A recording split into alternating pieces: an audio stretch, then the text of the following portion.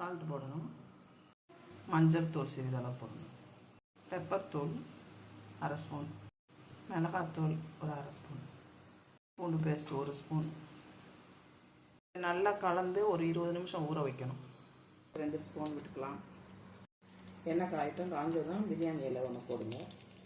அடுத்து வெங்காயம் குட்டி குட்டியாக நறுக்குனது 3 வெங்காயம். வெங்காயம் நல்லா வதங்கிடுச்சு. இந்த டொமேட்டோவும் பச்சை மிளகாவும் சேர்த்து அரைச்ச பியூரி. அதுக்கு உடனே இஞ்சி பூண்டு பேஸ்ட்டு போட்டுடலாம். நல்லா வதங்கட்டும். மல்லிப்பொடி, சிக்கன் பொடி, மிளகாத்தூள், மஞ்சள் தூள். அந்த கீமா சிக்கனை போடலாம்.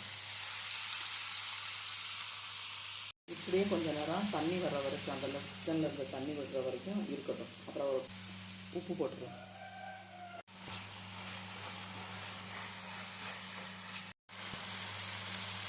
இது எல்லாம் பிறந்து ஒரே வாசம் வந்துடுச்சு. இஞ்சி பூண்டு தக்காளி வெங்காயம் எல்லாம் மிக்ஸ் ஆகி மசாலா எல்லாம் மிக்ஸ் ஆகி வந்துடுச்சு. இதே மிக்ஸ் கொஞ்சம் தண்ணி ஊற்றி வேக விடலாம். இந்த அளவுக்கு தண்ணி ஊற்றி வேக விடலாம். நல்லா சிக்கன் வெந்துருச்சு. இப்போ கஸ்தூரி மேத்தியை போட்டு அப்படியே நம்ம எடுத்துக்கலாம். அவ்வளோதான், ஈஸி. இது சப்பாத்திக்கு செம்மையாக இருக்கும். செஞ்சு பாருங்கள். டேஸ்ட் எப்படி இருக்குன்னு சொல்லுங்கள்.